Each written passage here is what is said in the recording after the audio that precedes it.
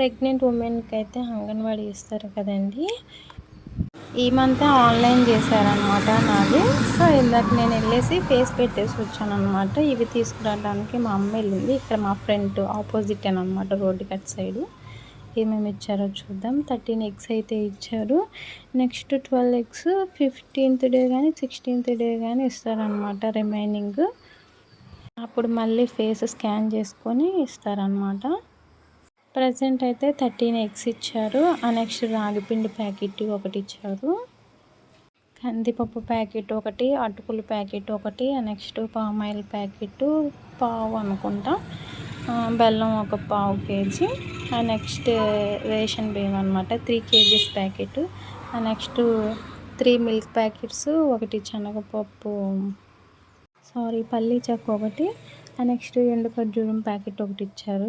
అంటే ఖర్జూరం ప్యాకెట్ అంత క్వాలిటీ ఏం లేదు కానీ బట్ ఓకే.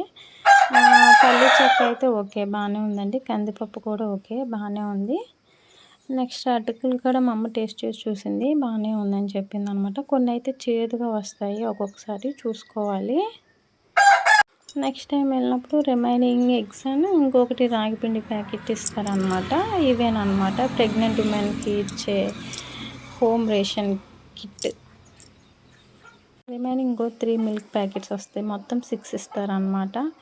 అవి చూడండి ఖర్జూరం అసలు బాగాలే. మిల్క్ అయితే ఓకేనండి బాగానే ఉంటాయి, బట్ మేమైతే యూస్ చేయమన్నమాట. అప్పుడు పునీతప్పుడు కూడా మేము యూస్ చేయలేదు, బయట నుంచే తెచ్చుకునే వాళ్ళం.